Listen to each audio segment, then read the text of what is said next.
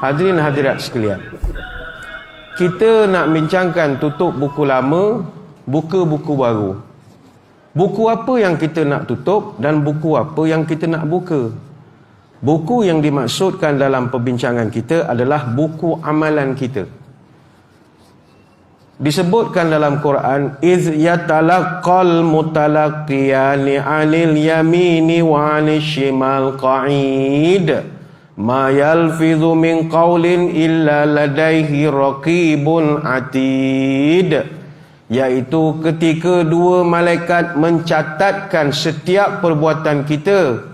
Satu malaikat duduk sebelah kanan, satu malaikat duduk sebelah kiri, dan tidak ada apa pun ucapan ataupun komen yang kita tulis, melainkan pada kita ada pengawas yang selalu hadir tanpa absent. Surah Qaf ayat 17 hingga 18. Kata Ibnu Juraij ketika dia mengulas ayat ini, ketika seorang manusia itu duduk, maka malaikat akan berada di sebelah kanan dan di sebelah kiri. Jika seorang manusia itu berjalan, salah satu malaikat akan duduk di depan dan satu lagi di belakang. Ketika manusia itu tidur, maka satu malaikat duduk atas kepala, satu malaikat duduk dekat kakinya. Artinya pada diri kita ada bertugas 24 jam malaikat yang bertugas untuk mencatatkan setiap percakapan, perbuatan, penulisan kita. Maka tak perlulah tuan-tuan menyibukkan diri nak catat travel log masing-masing, kerana adalah tukang catat travel log tuan-tuan.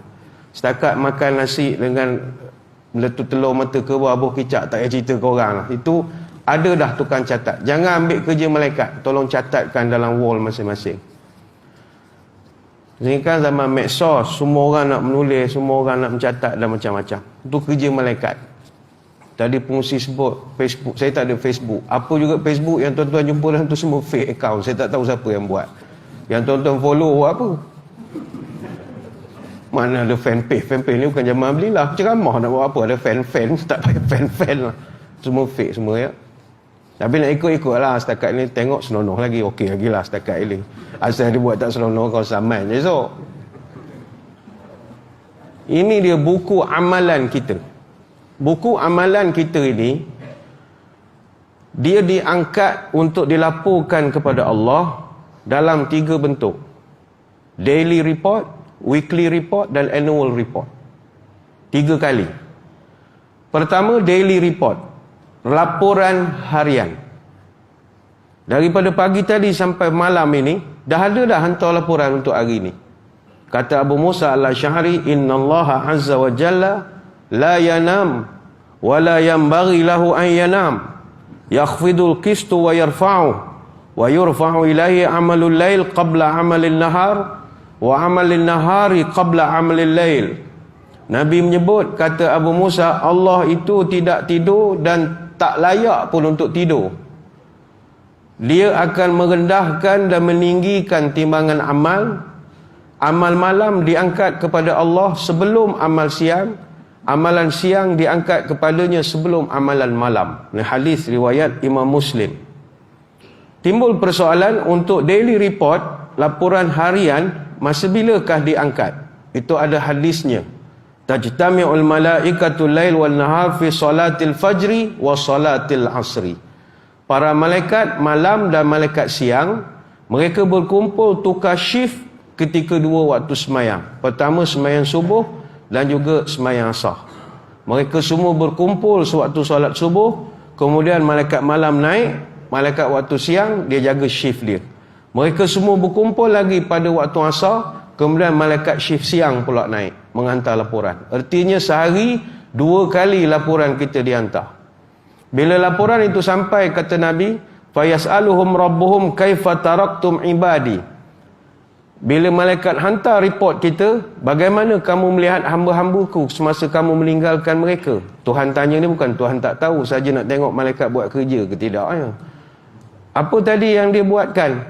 Fayaqulun, mereka menjawab, atainahum wa hum yusallun wa taraknahum wa hum yusallun faghfir lahum yaumaddin. Wahai Tuhan, kami tinggalkan mereka tadi, mereka tengah sembahyang asar, dan kami datang pada mereka, mereka tengah sembahyang subuh. Sebab itu semalas-malas kita 2 waktu solat ni jangan tinggal. Ni riwayat Ibn Khuzaimah. Kalau bagus 5 waktu. Sebab ketika asar dan subuh lah kita punya rekod dibawa ke atas pada Allah. Ada satu pendapat, buku amalan kita ini dihantar laporannya pada waktu tengah hari. Ada juga. Kata Abdullah bin As-Sa'ib, Rasul sallallahu alaihi wasallam, dia sentiasa semayang sunat 4 rakaat sebelum zuhur. Macam kita yang pemalas ni 2 rakaat je qabliyah. Itu pun kalau buat, orang tak buat pun. Nabi buat 4. Bila tergelincir matahari Nabi buat. Kemudian Nabi pun bersabda, innaha sa'atun tuftahu fiha abwabus sama' wa uhibbu an yas'adu li fiha amalus salih. Ini adalah waktu di mana pintu langit sedang dibuka, dan aku sangat ingin supaya waktu ini dinaikkan untukku amalan solehku. Ini hadis riwayat Ibnu Abi Syaibah. Jadi pertama buku kita dihantar laporan harian. Hari ini saja sudah 2 kali lah dihantar, subuh tadi dengan asar tadi. Subuh tadi tuan-tuan di mana? Kalau ada di surau masjid, alhamdulillah. Laporan cantik. Cantik. Asar tadi kita di mana? Jadi 2 waktu ini. Dan juga satu lagi tengah hari.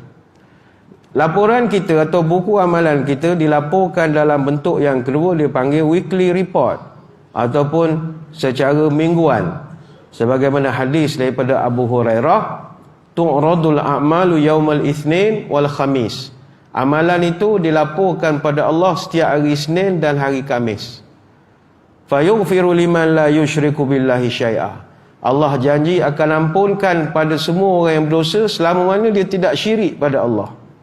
Kemudian illa rajulun bainahu wa baina akhihi syakhnahu yaqulu da'u hadzaini hatta yastaliha. Allah sebut dalam hadis kata Abu Daud, Nabi pernah sebut, Allah akan ampunkan pertama untuk orang yang tidak syirik dan untuk orang yang tidak bergaduh sama Islam. Baik itu jangan bergaduh lah. Bila kita bergaduh menyebabkan kita ni payah nak diampunkan oleh Allah. Terutama dalam masalah-masalah politik. Tuan-tuan, politik tak payah gaduh lah. Orang politik dia bergaduh dalam parlimen je, luar dia boleh ngopi sama dia tu. Kita orang bawah tak tahu cerita dah ngasah parang, susah. Dia orang hoha-hoha je. Dia orang profesional. Kita tak profesional, jadi bergaduh siang malam.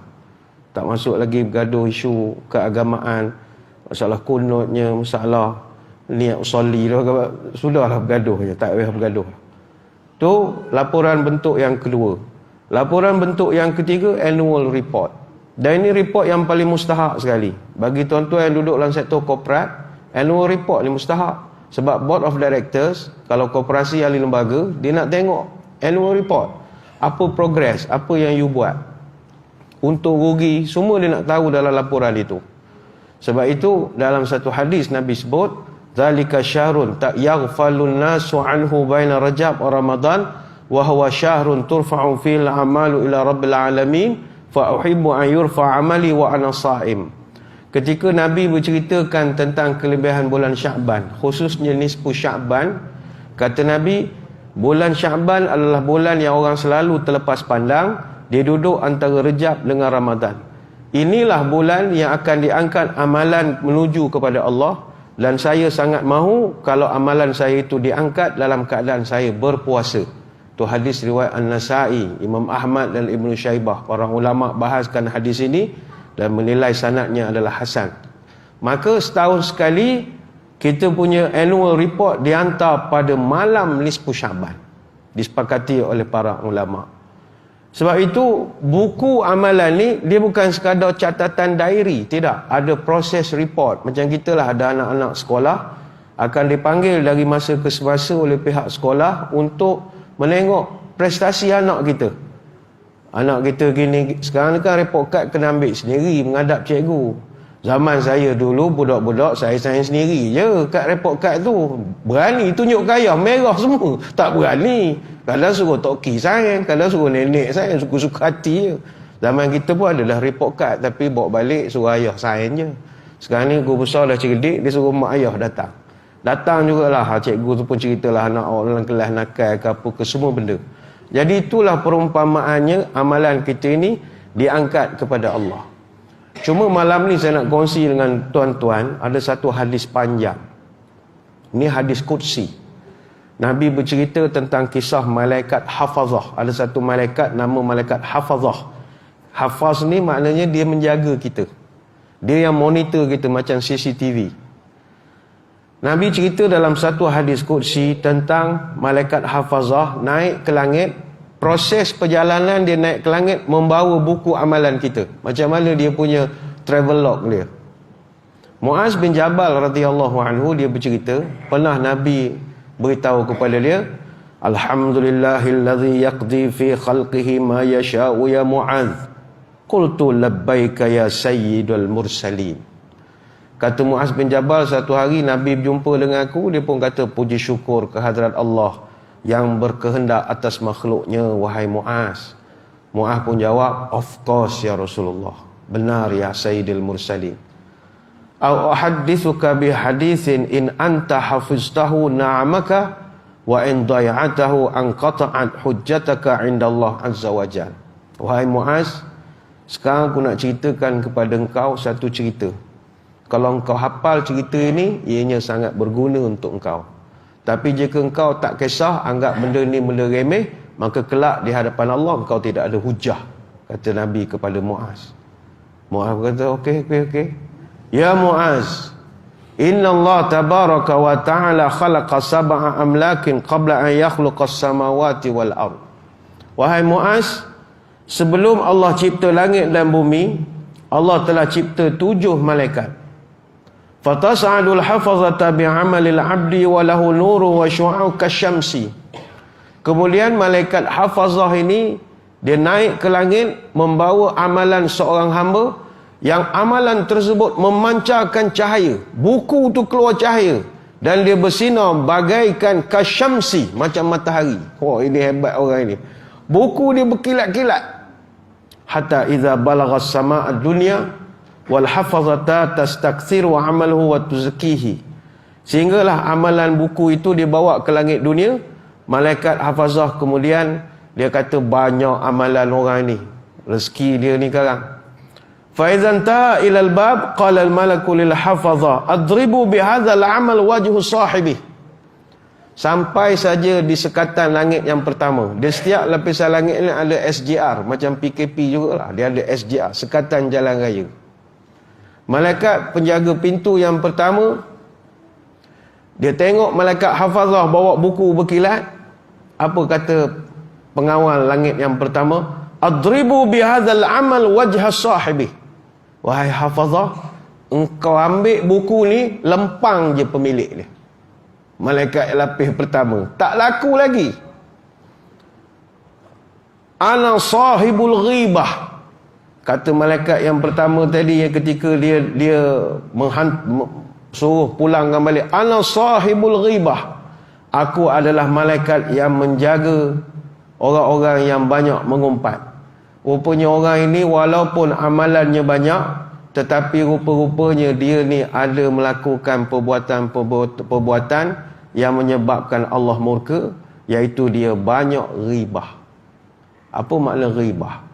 Ribah ini adalah orang yang mengumpat. Amalannya tidak laku. Ana sahibul ribah. Amarani Rabbi an la ad'a man yaghtaban nas yatajawazuni ila ghairi.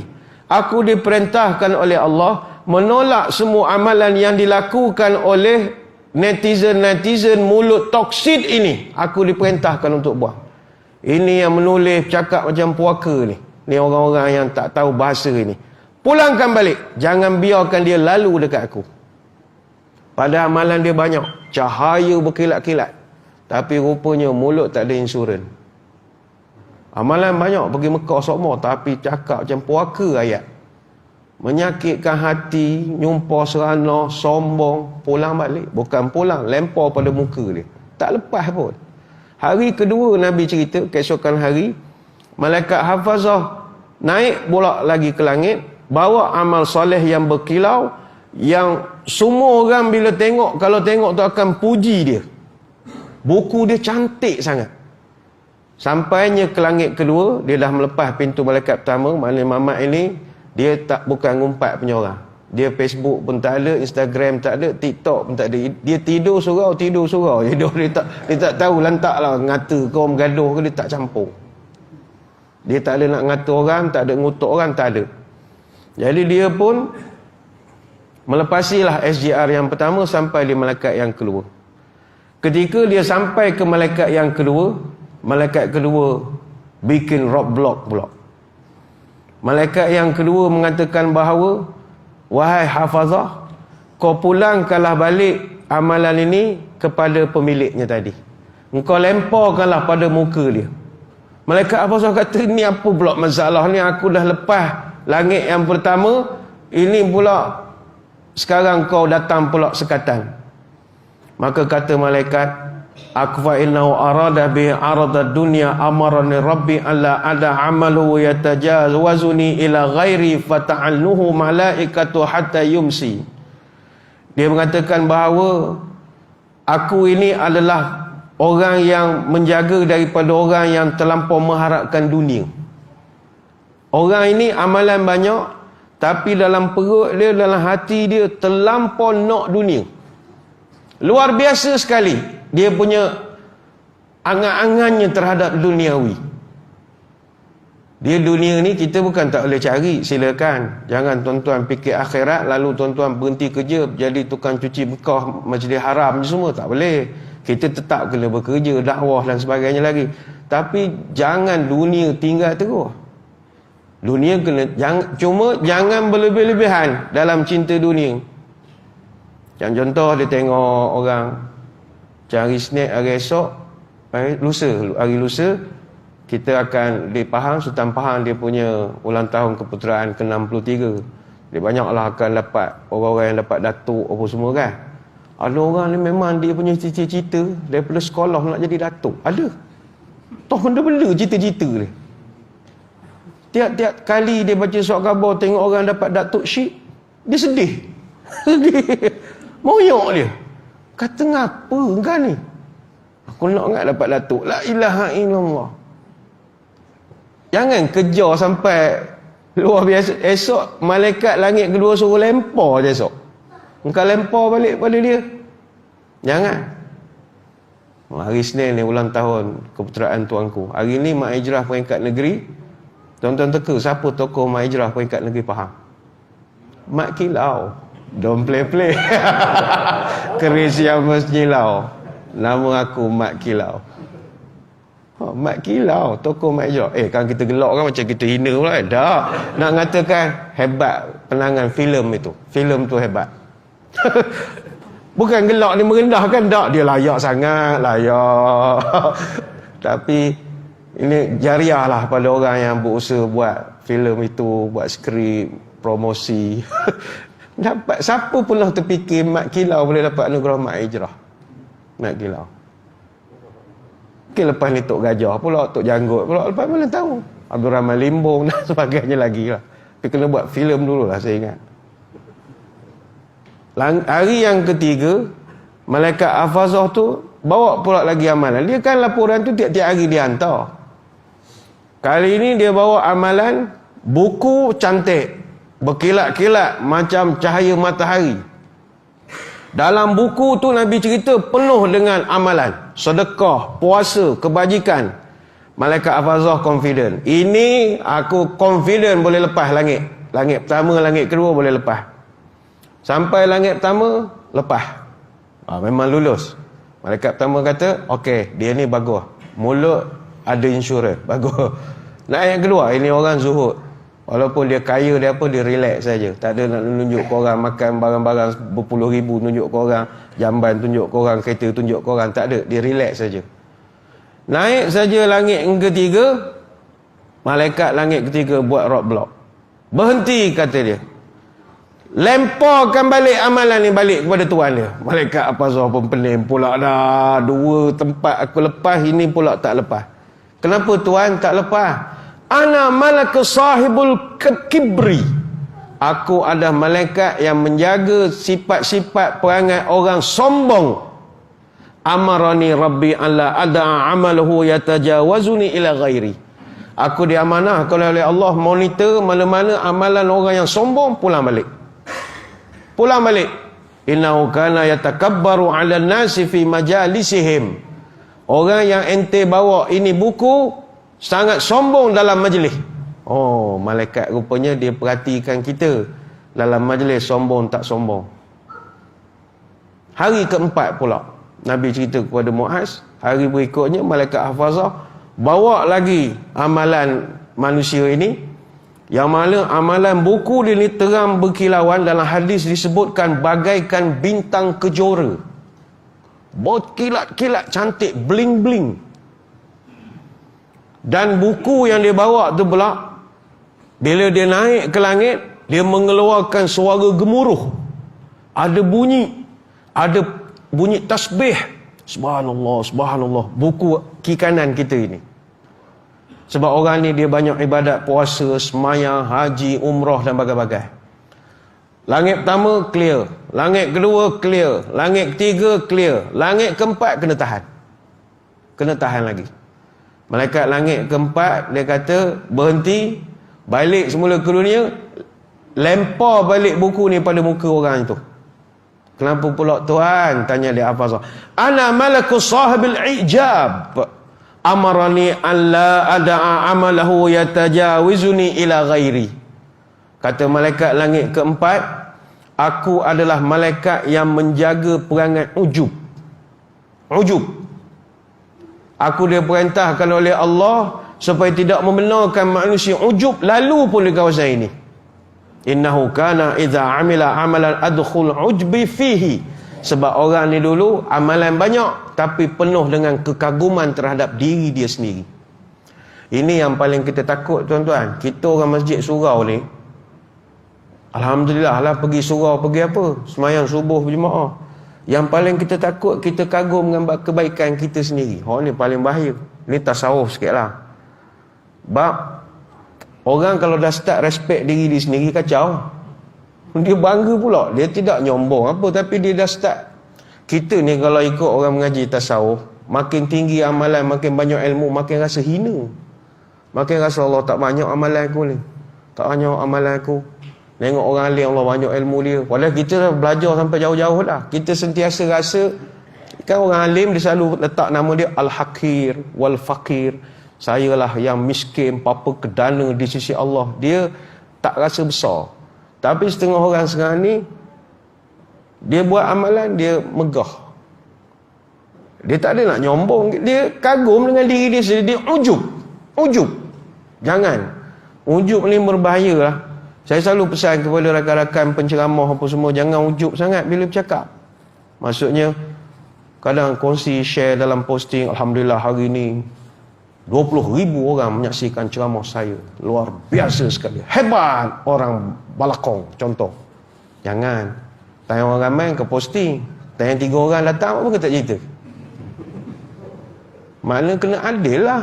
Ada orang pun kata cerita, tak ada orang pun kata cerita. Baru itu pelaporan namanya. Tapi kalau tanya kat ceramah stadium, orang ribu-ribu datang kata cerita. Tanya orang sikit kata tak cerita, itu ujub. Bukankah kagum orang Balakong datang, kau kagum kerana kau ramai diminati. Jangan. Ini ujub ni, dia garis halus sangat antara nak jadi sombong. Jadi kita doa kepada Allah, jangan. Ujub ni takjub. Kalau dalam bahasa Melayu, takjub. Dia takjub dengan diri dia sendiri. Hebat kawan pergi masjid hari ni. Don't play. Hebat kawan dengar ceramah hari ni. Mu ada pergi ceramah, ada dah start nak banding orang. Jangan gitu. Jangan gitu. Oh, hari ni aku dengar ceramah. Kau orang ada dengar ceramah. Semua malas belaka. Jangan, itu ujub nama dia. Ujub. Baik. Kena reject orang ujub. Hari kelima Nabi cerita, hari berikutnya datang lagi malaikat hafazah bawa amalan hamba yang lain, dan buku ni punya orang ni banyak amalan. Perjalanan buku ini diiringi pengantin-pengantin, macam orang comel-comel iring, dan cara pergerakannya itu kata Nabi bagaikan pengantin wanita menuju pengantin laki-laki. Macam kita dalam kenduri kahwin, pengantin perempuan macam mana cara dia masuk nak masuk tempat pelamin tu misalnya kan, cara jalan dia tu sopan santun je ya. Itulah umpamanya dia punya protokol sekali. Jadi Nabi cerita Buku dia, langit pertama luluh, langit kedua luluh, ketiga luluh, 4 luluh. Sampai ke langit yang kelima, kena roadblock. Malaikat hafazah tanya, ni apa hal lagi ni? Kata malaikat langit kelima, pulang balik pada buku ni, pada owner dia, tamparkan muka dia pakai buku ini. Apa lagi kurangnya orang ni? 4 sekatan dah saya lepas ni. Jawab malaikat, ana malakun sahibul hasad, innahu kana yahsudun nas ala ma atahumullah fi fadlih. Saya adalah malaikat yang diarahkan mengawasi orang hati perut dengki dengan orang. Ini orang banyak dengki dengan orang. Maka pulangkan balik. Amarani rabbi alla ada amalahu yatajawizuni ila ghairi. Saya pegang amanah, Allah pesan jangan benarkan orang-orang dengki lepas daripada garisan kau. Sila pulang balik. Ini pun kita khawatir juga. Amalan banyak, tapi hati perut kuat berdengki. Jangan. Naik hari yang ke-6. Datang lagi lah malaikat hafazah, wa tas'adul hafazata bi'amalil abdi bidau'i tamin wa salatin kasirin wa siyamin wa hajjin wa umratin hatta yatajawazu bihi ila sama'is sadisah. Hari yang ke-6, malaikat hafazah bawa lagi amalan yang banyak dalam satu kitab. Orang ni wuduk dia sempurna, semayang banyak, puasa, haji, umrah, bagai-bagailah amalan dia. Sampai je langit ke-6, maknanya dia dah lepas langit pertama, 2, 3, 4, 5. Sampai langit yang ke-6, dia kena tahan dengan malaikat. Pulang balik, lempar pada muka dia. Apa hal? Ana sahibur rahmati, adribu bihadzal amal wajhu sahib. Aku malaikat penjaga rahmat, kasih sayang, belas kasihan. Tampar balik buku ni pada owner dia. Innahu kana la yarhamu qattu insanan. Ini orang amalan banyak, tapi dalam hati tak ada belas ihsan pada orang. Sikit-sikit SOP, sikit-sikit SOP. Ni contoh. Ihsan tak ada. Orang tu sejadah tapi memang tak ada. Takkan tak ada ihsan. Oh, tak boleh naik SOP. Sikit ihsan pun tak ada. Tak boleh naik SOP. Jangan, ni cerita dululah, zaman-zaman dulu. Saya pun jaga masjid juga. Bukanlah kata tuan-tuan, saya pun kena ke panggil orang munafik, setan macam-macam, kena semua. Kena semua. Tuan-tuan kena, kita pun kena. Kita masa dia susah. PM tepi lah. Kadang geng-geng pun tak reti-reti juga. Janganlah lepas-lepas orang sangat. Tunggulah, tak ada sikit kan kita bagilah masuk. Nak viral-viral buat apa. Kejap lagi kita ejah lah. Mula baru ejah. Boh! Cepat kan nak viral budak-budak muda. Lengkai esok sangkut langit 3 esok orang tahu.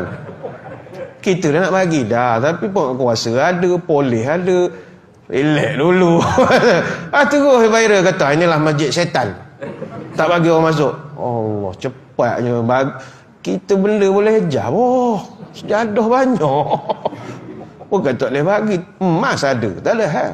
Nak tolong scan Mas Sejahtera, kita boleh buat masa tu. Tolong scan kan pula untuk awak. Tapi cepat sangat dia nak tular apa semua. Nak ngutuk kita ni munafik lah, Freemason macam-macam. Tapi ihsan kena ada. Selalu saya pesan kawan-kawan yang kerja pejabat awam, kerja kerajaan, awak jaga peraturan kerja bagus. Polisi kita tak nafi, ini undang-undang enactment apa semua bagus. Tapi ihsan kena ada.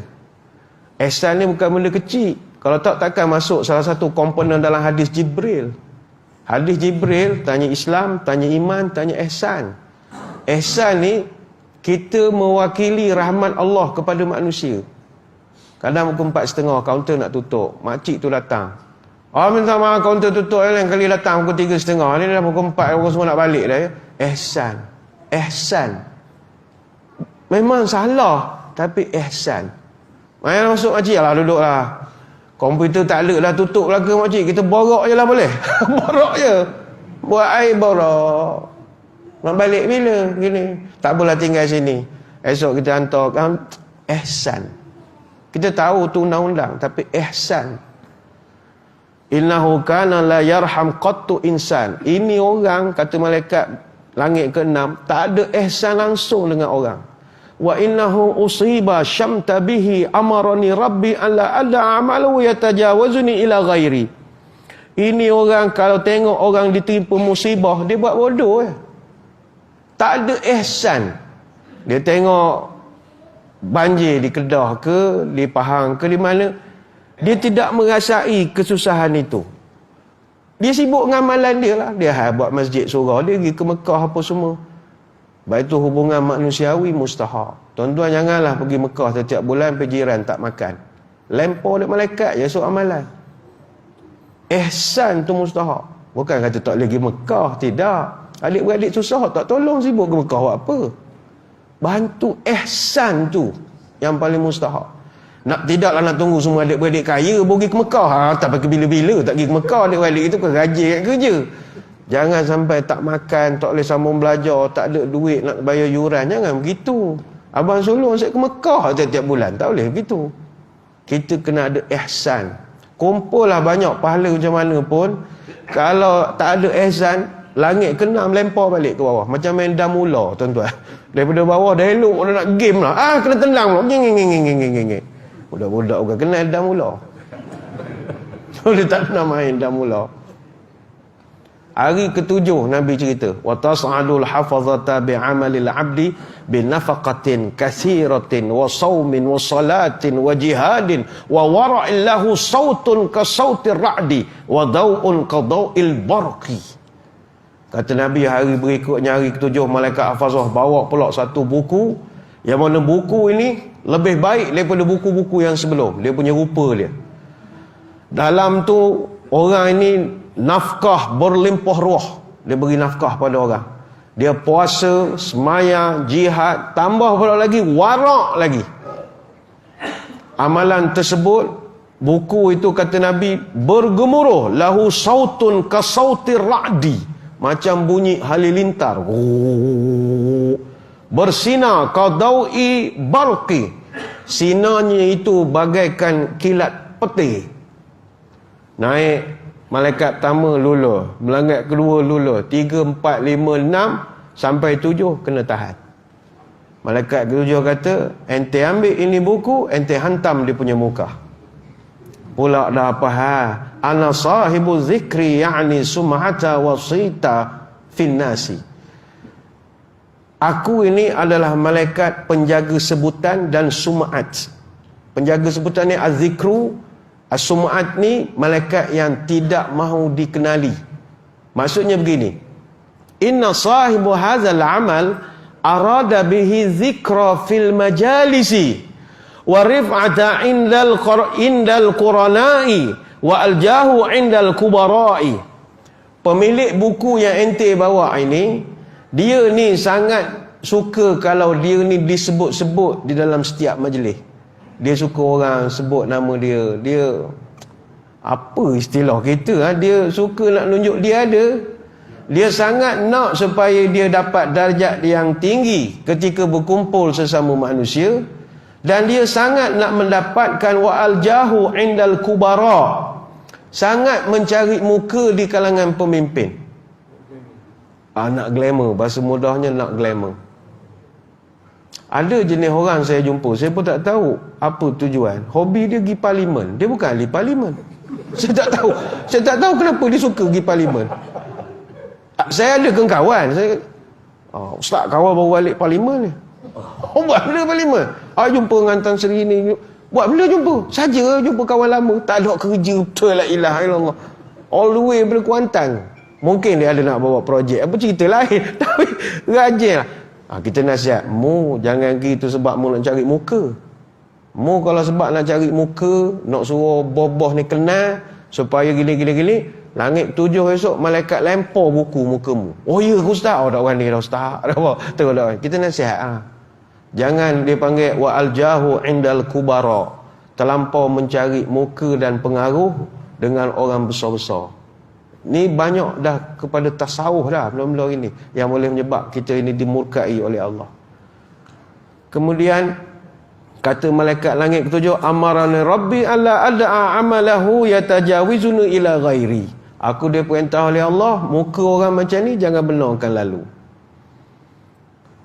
Kemudian kata Nabi, wa kullu amalin lam yakun lillahi ta'ala khalisan fahuwa riya'un wa la yaqbalu Allah azza wa jalla amalal murai. Setiap ibadah yang bukan kerana Allah, automatik jadi riak, dan Allah tidak sudi menerima amalan yang dilakukan oleh ahli riya. Ulang balik. Hari ke-8 kata Nabi, datang lagi malaikat hafazah naik ke langit, bawa amal dan ibadah seorang hamba, sembahyang, zakat, puasa, haji, umrah, akhlak mulia, pendiam, suka berzikir kepada Allah. Kemudian bukunya diiringi pula para malaikat dari 7 lapis langit sampai terbuka segala hijab ketika nak menuju kepada Allah. Mereka berhenti di hadapan Tuhan yang bersifat agung jalla jalaluh, bertajalli. Mereka menyaksikan amal sang hamba yang merupakan amal soleh yang diikhlaskan hanya kepada Allah. Fayaqulullahu ta'ala, antumul hafazata ala amali abdi wa anna raqibu ala ma fi nafsi. Kemudian Allah pun bersebut pada hafazah, wahai malaikat pencatat amal, engkau yang mencatat amal hamba-hambaku, aku adalah yang mengawasi, yang memiliki kemampuan dalam mengamati apa saja yang dilakukan termasuk dalam jiwa manusia. Innahu lam yuraddini bihadzal amal walam arada bihi ghairi wala akhlashu li wa ana a'lamu bima arada min amali. Sayang, kata Allah, orang ni beramal bukan untuk amal kepadaku, tapi amal selain daripadaku. Reject lagi. Banyak kita nak ceritakan, tapi saya kira kita berehat dulu seketika. Kita beri laluan kepada azan isyak dulu untuk ambil barakah untuk kampung kita. Jadi tuan-tuan semua jangan ke mana-mana, kembali lagi selepas ini. Muslimin muslimat yang dirahmati Allah sekalian, kita menyambung kembali tajuk syarahan kita pada malam ini, tutup buku lama, buka buku baru. Tuan-tuan sekalian, buku yang kita maksudkan adalah buku amalan kita. Tapi janganlah kita ingat segala yang dicatatkan oleh malaikat kiri kanan ini perjalanannya begitu mudah sampai untuk nak dilaporkan kepada Allah. Berlapis-lapis malaikat yang dia tempuh, dan tak semua malaikat itu membenarkan amalan kita sampai kepada Allah. Sampailah yang tadi kita cerita di langit yang ke-8, apabila malaikat telah berjaya tempuh yang pertama, kedua, ketiga, keempat, kelima, keenam, yang ketujuh, bila dah di kemuncak nak diserahkan kepada Allah Ta'ala, Allah Ta'ala pula tidak sudi menerima. Innahu lam yuridni bihadzal amal wa arada bihi ghairi. Semua orang ini amalan yang dia buat bukan untuk aku, tapi dia buat untuk orang. Contoh, dia semayang bukan kerana aku, dia semayang sebab takut bini. Semayanglah, kalau tak bini dia beletih. Awak muka macam ustaz dengan janggut semayang malam. Semayangnya lah. Dia semayang sebab bini, ada takut bini. Ada orang semayang sebab nak molek pak mentua, ada duduk balik kampung, takkan tak semayang. Pak mentua adalah tanah banyak, dia mesti nak serah pada menantu yang paling soleh dan taat. Jadi dia pun semayang lah. Oh, rupanya beramal bukan kerana Allah, tapi kerana benda-benda lain. Sehingga Allah Ta'ala murka, alaihi la'nati, aku laknat orang yang macam ini. Gharral adamiyina wa gharrakum wa la yaghurruni wa ana alamul ghuyub al-muttali'u ala ma fil qulubi wa la takhfa alayya khafiyatu wa la ta'zubu inni aziyah.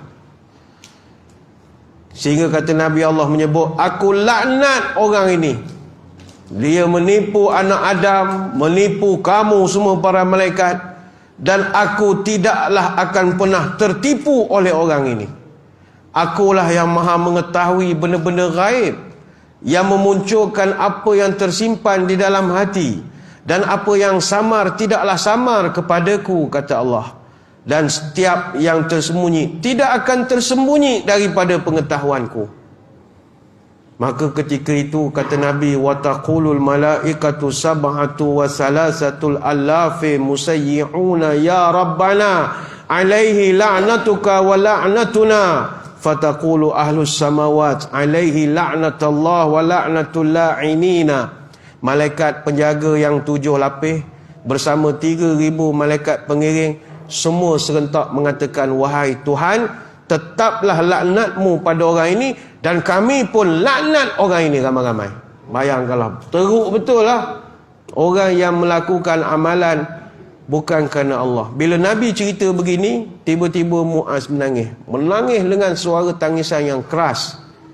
Dia berkata, "Ya Rasulullah, bagaimana mungkin aku dapat selamat daripada semua yang kau sebutkan tadi, ya Rasulullah?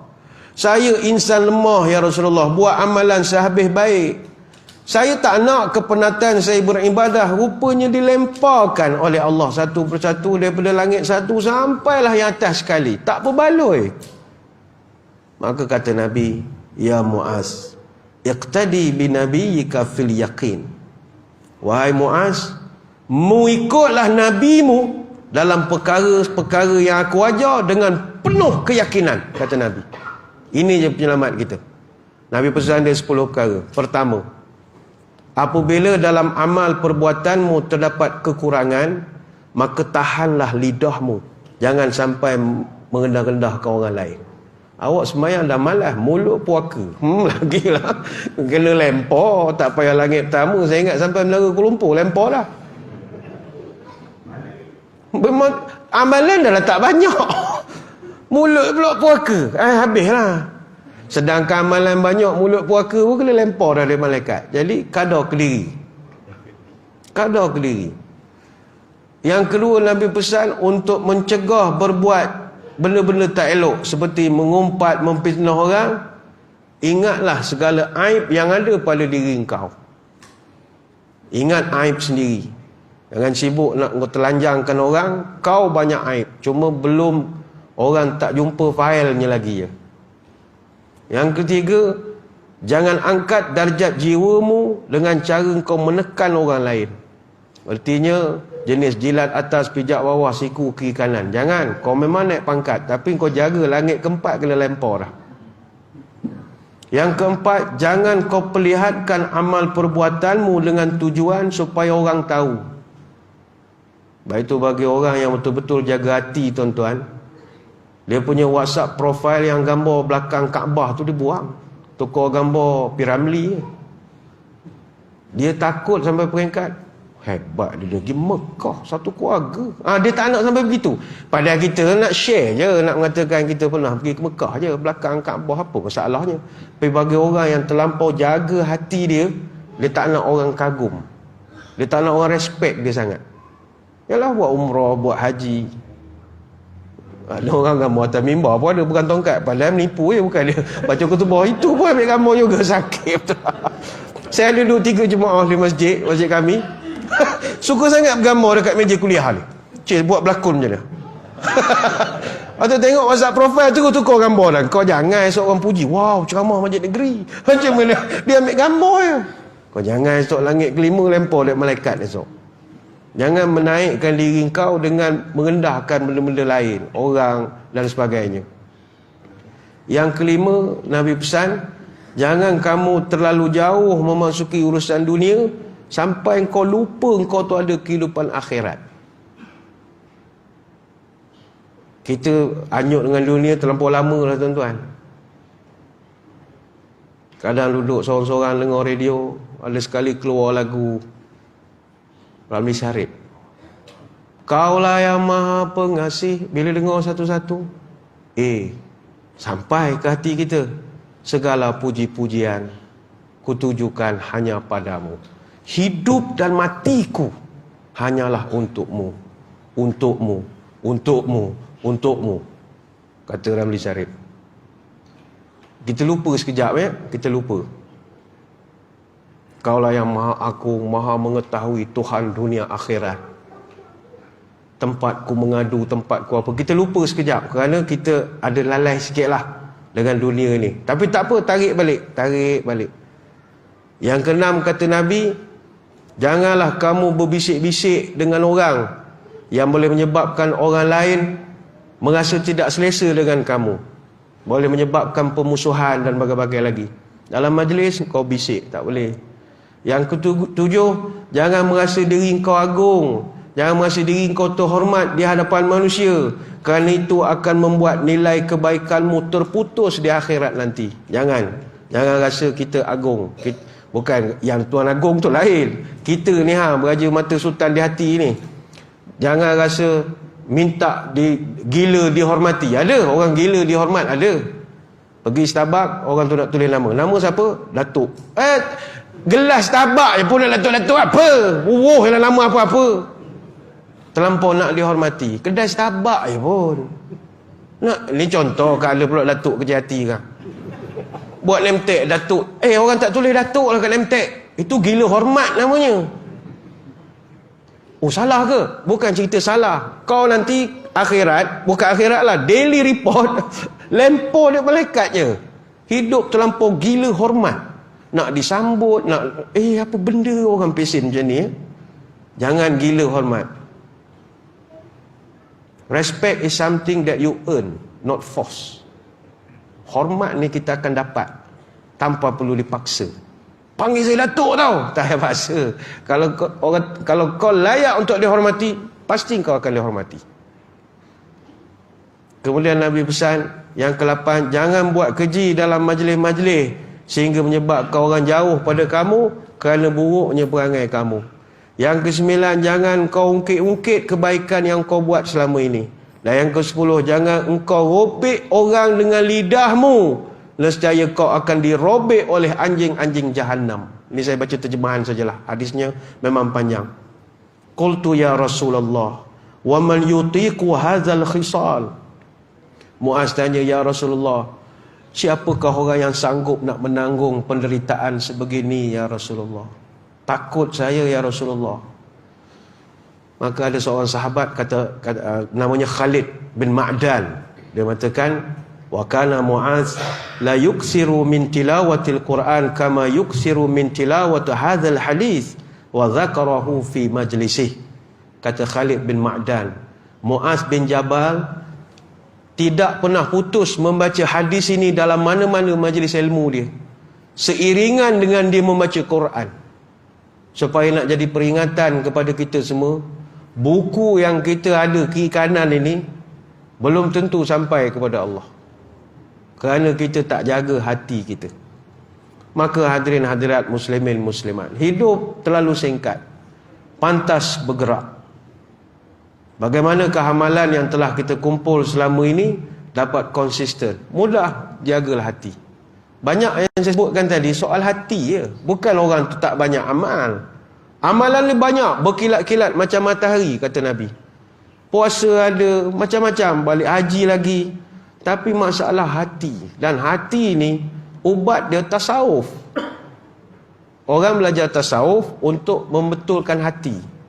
Sebab itu orang tasawuf, kalau panas baran, berhenti je lah, baik belajar taekwondo. Orang belajar tasawuf ni jadi makin lembut. Tak jadi nak jerit-jerit cakap. Dia dah mendidik hati dia. Dia dah tak peduli dengan keagungan orang. Dia dah nampak Allah dalam kehidupan. Sebab itu orang tasawuf kalau dah peringkat terlampau banyak zikir, banyak apa, dia dah jadi pandang satu pada yang banyak, pada banyak yang satu. Banyak dia jadi falsafah yang macam-macam. Akan sesat pula kalau tak betul memahaminya. Tapi dia dah sampai baik hati dia dah. Ini kepentingan. Sebab itu jagalah hati kita. Apa yang mustahak, banyaklah bertaubat. Kita sebagai manusia buat salah, itu tak dapat nak elak. Siapa sepanjang tahun 1443 yang lalu tak ada buat salah langsung? Mustahil. Banyak salah kita buat.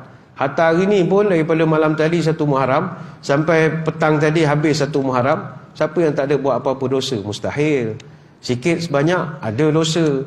Sehingga kata Nabi, kullu bani Adam khata'. Setiap nama anak Adam mesti ada buat salah. Tapi wa khairu khata'in at-tawwabun. Yang paling bagus di kalangan yang kaki buat salah itu adalah yang selalu bertaubat. Jadi kita kembali saja kepada Allah. We do the best, let God do the rest. Buat yang the best, bukan buat yang banyak. Saya selalu pesan pada jemaah, ibadah ini tak mesti banyak. Sebab liyabluwakum ayyukum ahsanu amala. Allah dia paling menilai siapa amalan the best, bukan yang paling banyak. Jangan kita ingat setahun banyak kali pergi ke Mekah, kita bagus. Tak. Biar pergi sekali, tapi quality. Ibadah tak banyak, tapi quality. Mengaji Quran sebagai, tapi khusyuk. Dia yang paling bermutu tinggi. Jadi kita buka buku baru, banyakkan beramal, mana ada dosa, kita taubat.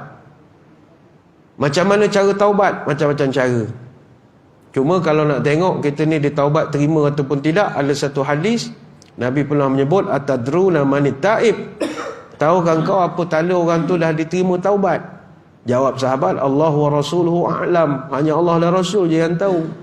Kata Nabi, wa man taba wa lam yata'allam bil ilmi falaysa bitaibin. Siapa yang dah bertaubat tapi tak nak upgrade ilmu dia, maka dia belum dianggap bertaubat. Yang ni selalu kita pesan pada artis hijrah, kau bertaubat, ahlan wa sahlan. Nak keluar 3 hari, 40 hari, 4 bulan, teruskan, bagus. Tapi teruskan belajar, mengaji. Jangan baru keluar 3 hari dah mengajar dah, tak boleh. Ngaji dulu. Ngaji baru mengajar. Sebab orang yang bertaubat, dia mesti belajar lagi dan lagi dan lagi dan lagi dan lagi dan lagi sampai dia tak ada lagi. Ni sifat orang taubat. Contohlah tuan-tuan dulu hoha-hoha, sekarang nak jadi orang baik. Bagaimanakah indikator nak tahu tuan-tuan dah jadi orang baik? Ada semangat nak belajar. Surau masjid sebahagian daripada bentuk nak belajar. Selain daripada itu selalu dah tengok YouTube pun dokumentari, benda-benda yang nak belajar lah. Dulu tengok A minor sini mana, B minor, B flat, itu nak tahu main kod gitar kerja. Sekarang ni dah berubah sikit lah. Dah berubah sikit. Yang dah sedia ada datang ke masjid surau, upgrade lagi ilmu. Ilmu mesti upgrade. Kerana fiqh sentiasa berubah dari segi suasananya. Jadi kita belajar ilmu-ilmu yang baru. Jangan ilmu dia takut lama. Orang Melayu ni ilmu dia takut lama lagi kadang-kadang. Ada satu surau, dia ustaz tu dihormatilah, orang pegang lah dia. Jadi dia pun pesan, kita kalau nak sembahyang jangan benarkan kucing masuk dalam surau. Orang tanya, kenapa ustaz? Kucing ni dia termasuk haiwan yang haram dimakan. Jadi apa juga haiwan yang haram dimakan, maka bulunya juga najis. Orang pun pening. Sudah. Habis? Kalau dia masuk, habis lah. Memang habis lah. Nak buat macam mana ustaz? Gini. Untuk nak selamat, setiap kali kita nak semayang, AJK kena cari mana ada kucing. Tangkap, ikat dulu. Habis semayang, kita lepas balik. Anak murid jenis taat. Bagi boh. Cari. Setiap kali nak komat, cari kucing dulu. Betul lah, memang ada satu kucing belang tu memang kerap masuk surau. Tangkap, ikat. Bukanlah selesa sementara ya. Hari-hari buat. Dan tidak ada seorang pun anak murid tanya pada ustaz, tak ada ke cara lain selain daripada ikat? Tak berani sebab jangan tak banyak tanya macam Yahudi. Jangan banyak tanya sangat. Jadi orang pun tak berani nak tanya. Padahal benda tu umum balua. Kucing ni dia tak termasuk dalam kaedah itu sebab dia adalah haiwan yang memang rumahnya sama dengan manusia. Macam mana nak buang kucing? Kucing memang tidur rumah. Dia bukan macam beruk tidur dalam hutan. Tak. Tidur dalam rumah. Masuk rumah. Baring atas jadah kita. Macam mana dia masuk umum balwa? Benda yang tak dapat nak dielakkan. Ada Islam ni kan rahmat. Takkan nyusah kita. Tapi dia kerah. Tangkap kucing. Bagi bawah. Tangkap kucing. Bertahun-tahun surau tu kerja tangkap kucing. Sampai tu peringkat ustaz yang biasa ngajar jadi imam tu meninggal. Bila meninggal, akhirnya mereka bincang, macam mana gaya ni? Nak terus lagi tangkap kucing? Teruskan, ini tradisi kita. Ustaz tu dah meninggal dah. Tangkap lagi kucing. Walaupun ustaz baru dah mengajar. Bertahun-tahun sampai peringkat kucing yang biasa mereka tangkap mati. Kim surat, macam mana gaya kucing mati? Beli kucing baru, pereh. Dia nak juga menangkap kucing tu. Sebab dah biasa. Janganlah teruk sangat, upgrade lah sikit ilmu. Itu maksud saya. Macam sekarang ni pun tengok banyak surau masjid dah upgrade banyak lah. Dulu kan kita tiap malam Jumaat baca Yasin je. Tapi sekarang dah ada perubahan. Dah ngaji, kita buat baca Al-Kahfi. Semua kan ada dalil semua. Bukan baca WhatsApp, baca Quran. Baca Al-Kahfi. Ada setengah masjid buat alternate. Minggu ni Kahfi, minggu depan Yasin. Dah tak ada masalah dah. Artinya nampak ada peningkatan. Ada setengah masjid surau saya tengok, habis semayang, dia pancar slide, baca Al-Mulk pula. Itu nak mengelak seksa kubur kan. Hafal tak dan lagi, pasang slide, baca ramai-ramai. 30 ayat je untuk pencen kubur kita. Dah ada peningkatan, itu bagus. Yang kedua Nabi sebut, wa man taba wa lam yazdad fil ibadati falaisa bita'ibin. Siapa yang dah bertaubat tapi ibadah tak bertambah, dia belum taubat. Contoh ni kan, sehari dua ni ramai kawan-kawan kita balik pada haji. Kadang kita nak tahu, macam mana nak tahu dia ni haji mabrur ke tak mabrur, Ustaz? Dia mudah begini. Kalau masa di Mekah, dia hari-hari pergi Masjidil Haram, balik ke Malaysia haram pergi masjid, tak mabrur. Macam mana ente balik haji, ibadat tak tambah? Sepatutnya makin balik, makin tambah. Patut boleh jadi imam lagi. Duduk kat 44 hari. 44 hari ni muasasah 45 hari. Kalau pakai purada apa kaya-kaya tu cerita lain lah. 25 hari, 20 hari, 10 hari pun ada. Jadi patutnya makin kita dah bertaubat, makin berganda lagi ibadah. Tak makin kurang ibadah. Dah berapa seminggu dah balik contoh. Tak datang-datang ke surau. Nak kata kuarantin, mana musim-musim kuarantin dah macam ni je. Tanya ngapa mu tak datang masjid surau? Aku duduk Mekah 30 hari. Duduk Madinah 8 hari. Cuba kau kira berapa pahala aku. Satu amalan 100,000 bah. Aku kira-kira, kalkulator tak cukup nak kira. Jadi aku balik ni, kalau aku mati esok, Tuhan hutang pula dengan aku. Dia kira betul dengan Allah. Ada orang, dia mungkin dia bergurau lah, tapi datanglah masjid.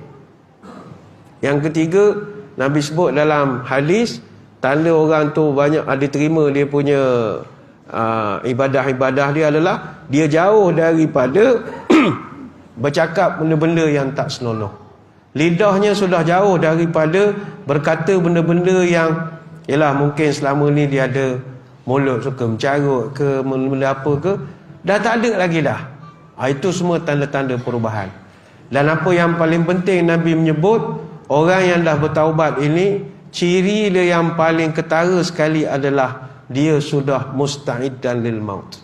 Dia dah standby mati anytime. Macam kita kan ada takut-takut lagi mati. Takut mati buat apa? Mati je lah. Boleh jumpa Allah, boleh jumpa Nabi. Takkan tak suka, macam tak suka.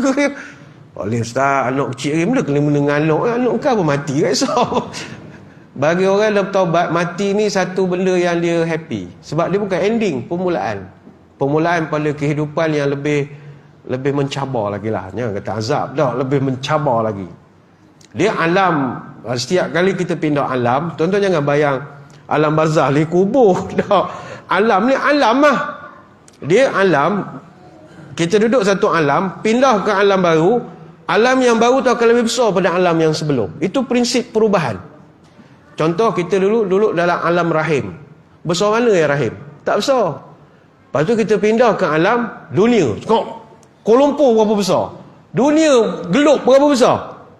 Nanti masuk alam barzah, dia lagi besar. Baik tu alam barzah ni luas. Itu sebab ada orang kadang mimpi jumpa arwah mak dia, ayah dia duduk tepi pantai. Dia pun heran. Kenapa saya nampak mak saya tepi pantai? Dia adalah satu alam. Bukanlah kubur. Kubur lah. Alam barzah, alam. Akan ada orang mati tak berkubur. Macam mana gaya ni? Dia adalah alam. Tapi kalau kita tak banyak amalan, sempit lah, kecil lah. Macam duduk rumah kecil sajalah. Tapi kalau kita amalan banyak, boleh travel lah. Pergi jalan sana kemari. Nanti alam kiamat lagi besar. Jadi bagi orang yang bertaubat, mati bagi dia kesempatan berjumpa dengan orang yang sangat dirindui selama ini, iaitu Rasulullah sallallahu alaihi wasallam. Dia happy lah. Dia happy. Jangan mengikut perangai Wahid. Nak mati Rokiah, abang datang kan nak jumpa. Apa Rokiah? Orang nak jumpa Nabi. Mungkin tu skrip sajalah. Rokiah, abang datang. Sibuk dengan bini daripada mula sampai habis. Jumpa Nabi, kita nak tengok Allah. Kan nikmat terbesar dalam surga yang tak ada tertandingi dalam mana-mana nikmat adalah bila manusia itu dapat melihat Allah dengan mata lendirnya sendiri. Itu nikmat terbesar. Tapi syarat nak melengok mesti mati. Tuan-tuan janganlah cari mati pula. Dah, ni orang bertaubat, dia dah tak apa takutlah dengan mati. Hadirin hadirat sekalian, sebenarnya banyak kita nak bercerita, tapi Sekadar itulah sembang-sembang pada malam ini. Moga-moga menjadi satu iktibar kepada kita bahawa buku kita yang lepas, yang dah disusun dengan amalan yang macam-macam, kita bersangka baik, moga-moga sampailah dia kepada hadrat Allah Subhanahu Wa Taala. Tapi kalau adalah kita bila malam ni dengar, uish, aku ni ada sikit kagum dengan kehebatan diri sendiri, ada sikit sombong, buang lah, tutup buku lama, kita buka buku baru. Amalan banyak teruskan, tapi tarbiyah hati ni paling mustahak. Baik itu Jim, Abdullah Jim Nastiar, kalau pesantren dia di Bandung, pondok dia tu ngajar didik hati.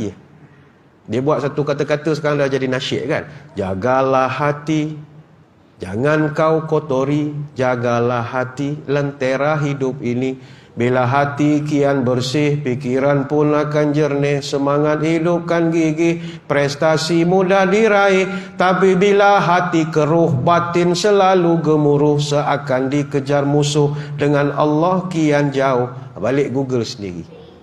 Lagu tu lirik oleh Kiai tu, Kiai Abdullah Jim Nastiar. Jaga hati, tambah amalan, jaga hati, jangan sombong. Mulut jangan celupar. Sebab orang celupar, hati dia tak, no such thing. Orang kata, saya ni mulut dia jahat ustaz, hati baik. No. Kalau mulut kau puaka, hati kau puaka. Takkan boleh keluar mulut yang puaka daripada hati yang baik. Orang hati baik ni cakap baik je. Zikir benda gitu. Ini mencarut dia. Saya ni mulut macam ni ustaz. Orang kampung saya memang perangai macam ni, cara cakap apa bodoh. Kau jangan nak menyalahkan negeri pula. Tak ada kena-mengena. Hati kau tak ada tasawuf. Kalau orang kampung kata, kau ni hati tak ada tasawuf langsung. Kita jaga diri kita, jaga hati kita, tambahkan amal ibadah. Saya kira sekadar itulah sembang-sembang malam ini. Saya mengucapkan ribuan terima kasih di atas undangan. Mohon maaf sebarang kekurangan. Moga-moga bertemu pada lain-lain kesempatan.